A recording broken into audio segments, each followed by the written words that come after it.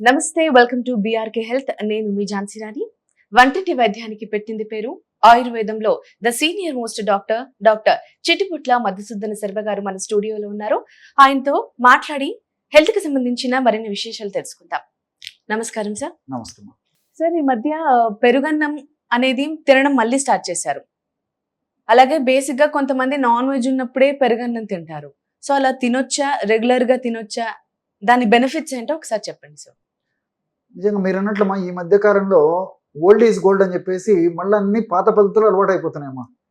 ఎందుకంటే ఒకనొకప్పుడు పాత పద్ధతులు బాగా పాపులర్ అయ్యేటివి, మన పెద్దలంతా అవే ఫాలో అయ్యారు కాబట్టి మంచి ఆరోగ్యవంతమైనటువంటి, ఆనందదాయకమైనటువంటి, ఆహ్లాదకరమైనటువంటి నిండు నూరేళ్లు జీవితం అనుభవించడం జరిగిందమ్మా. సరే, కాలక్రమంలో వివిధ రకాలైన కారణాల రీత్యా పాశ్చాత్య సంస్కృతి ప్రభావాలతో ముడిపడిపోయి, పాశ్చాత్య సంస్కృతి ప్రభావాలు, ఆహార విధి విధానాల్లో మార్పులు జరిగిపోయి, మరి మనం కూడా వాళ్ళ పద్ధతులు పాటించడం వల్ల ఉన్నటువంటి ఆరోగ్యాలు కూడా చాలా వరకు దెబ్బతిన్న తర్వాత మళ్ళా కళ్ళు తెరిచేసి మళ్ళీ పూర్వ పద్ధతులే ఆచరించడం మొదలైందమ్మా. ఇందుకే పెద్దల మాట సద్దిమూట అని చెప్పేసి చెప్తుంటారు అనమాట. మన పెద్దల అనుభవంతో చెప్పినటువంటి వాస్తవాలు మరి ఈ రోజుల్లో మనం అవన్నీ పాటించగలిగితే చక్కటి ఆరోగ్యాన్ని మనం సొంతం చేసుకోవచ్చమ్మా. పూర్వకాలము పెరుగన్నం, సద్దన్నం తినేవాళ్ళు. పెరుగన్నంలో ఉల్లిపాయలు వేసుకొని తింటున్నారు. అది హెల్త్ కి ఎంతవరకు మంచిదంటారు? మంచిదమ్మా.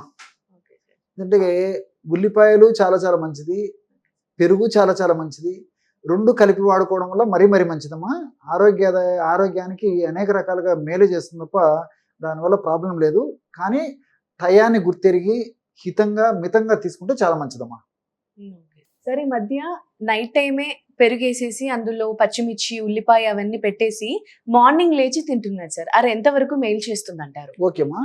యాక్చువల్గా ఏంటంటే చెప్పాను కదమ్మా, పూర్వకాలము ఇది సాంప్రదాయం ఉండేదమ్మా.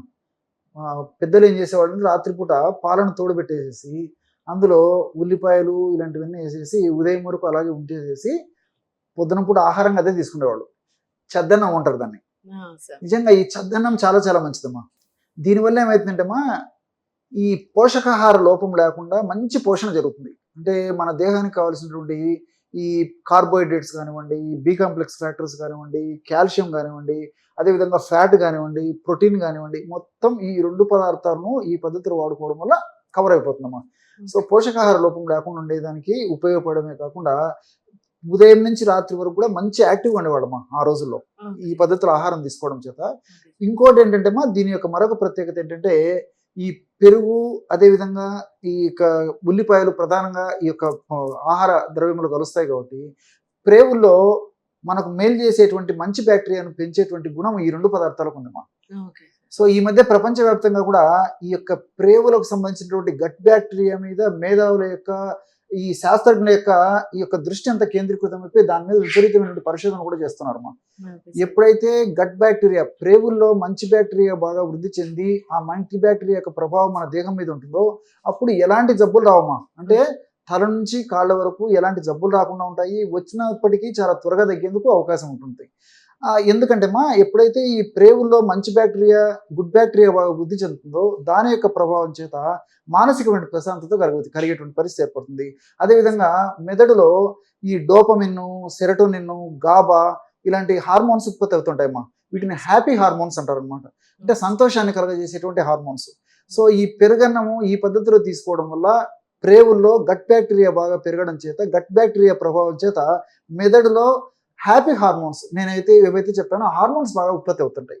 దీనివల్ల ఏమంటే మానసిక ఒత్తిడి ఉండదు, మానసిక స్ట్రెస్ ఉండదు. మనం ఉదయం నుంచి రాత్రి వరకు ఎంత కష్టపడి శారీరక శ్రమ కానీ మానసిక శ్రమ కానీ చేసినప్పటికీ అలసట ఉండదమ్మా.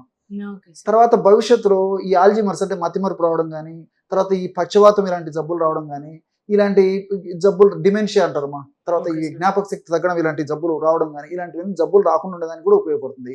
రెండవది మరీ ఆశ్చర్యం అవుతుందమ్మా, ఎప్పుడైతే ప్రేవుల్లో ఈ యొక్క గుడ్ బ్యాక్టీరియా, గట్లో ఉన్నటువంటి గుడ్ బ్యాక్టీరియా ఎక్కువగా డెవలప్ అవుతుందో ఆ యొక్క గట్ బ్యాక్టీరియా ప్రభావం చేత వెయిట్ కూడా రారమ్మా.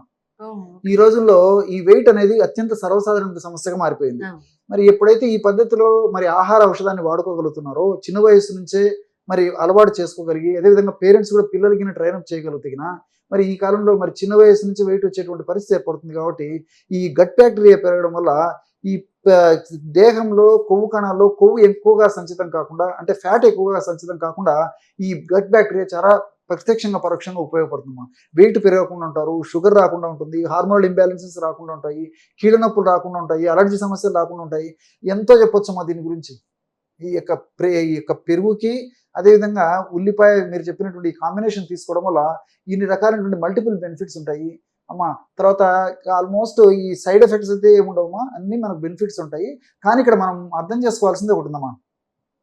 పూర్వకాలం ముడి బియ్యం వాడేవాళ్ళు, ఈ రోజుల్లో పాలిష్ బియ్యం. అంటే తెల్లగా మల్లెపూలు లాంటి బియ్యము, తెల్లగా మల్లెపూలు లాంటి అన్నము లేదా రైస్ లేని తినలేనటువంటి పరిస్థితి ఏర్పడిందమ్మా. సో దీంట్లో మొత్తం కార్బోహైడ్రేట్స్ ఉంటాయి, పోషకాహార ఏముండవు, బి కాంప్లెక్స్ ఫ్యాక్టర్స్ కానీ, కాల్షియం కానీ, అదేవిధంగా ఈ ప్రోటీన్స్ కానీ, ఫైబర్ కానీ ఏమి ఉండకుండా కేవలం కార్బోహైడ్రేట్స్ ఉంటాయి. కాబట్టి మరి పూర్వకాలం మన వాళ్ళు శాస్త్రీయ పద్ధతిలో చేసినటువంటి ఆ పద్ధతిలో అయితే బాగుంటుంది తప్ప మనం ఈరోజు మరి వాళ్ళు పాటించారు పెద్దల మాట సర్దిముట్ట అని చెప్పేసి మరి ఇప్పుడు దొరికేటువంటి పూర్తి పాలిష్డ్ రీఫైన్డ్ రైస్ని తీసుకొచ్చి పెరిగేసి చేయడం వల్ల అనుకున్నటువంటి రిజల్ట్స్ రావమ్మా.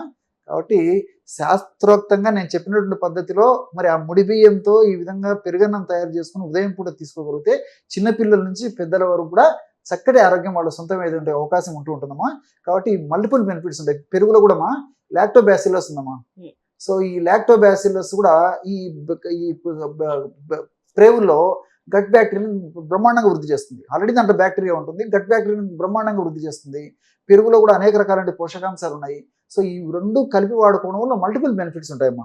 రెండోది ఏంటంటే ఈ రోజుల్లో మరి B12 లోపం చాలా మందిలో కలుగుతుంది. విటమిన్ B12 దేని వల్ల ఏంటుంది సార్? అది చెప్తే కదమ్మా, పెరుగు B12 లోపం కూడా ఈ రోజులో కామన్ అమ్మా. మీరు ఒక 50 మందిని పరీక్షకు బ్లడ్ టెస్ట్ చేయించండి. 50 మందిలో దాదాపు ఒక 40 మందిలో B12 లోపం ఉంటుంది.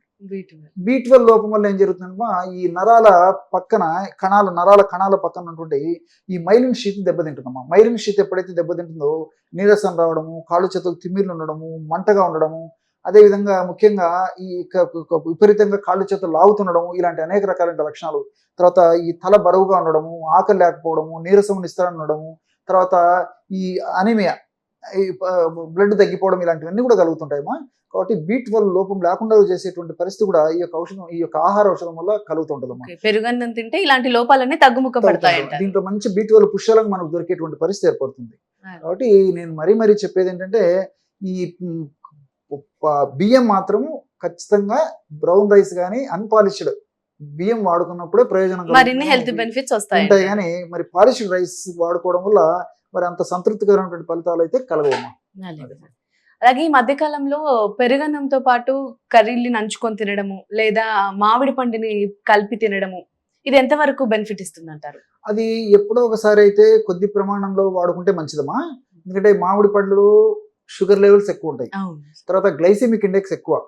సో ఈ విధంగా పెరుగన్నము మామిడి పండు కలిపి తీసుకోవడం వల్ల త్వరగా ఈ యొక్క షుగర్స్ బ్లడ్ లో కలవడం వల్ల వెయిట్ ఉన్నటువంటి వాళ్ళకి ఇబ్బంది అవుతుంటుంది. అదేవిధంగా షుగర్ ఉన్నటువంటి వాళ్ళకు షుగర్ లెవెల్స్ పెరిగేదానికి అవకాశం ఉంటుంది. కాబట్టి ఎప్పుడో ఒకసారి కొద్ది ప్రమాణంలో కొద్దిగా తీసుకుంటే ఇబ్బంది ఉన్నది, కానీ ఎక్కువ ప్రమాణంలో మాత్రం తీసుకోకూడదు అన్నమాట. అలాగే సార్. ఈ చికెన్ నాన్ వెజ్ ఉన్నప్పుడు పెరుగు తినొచ్చు అంటారా సార్?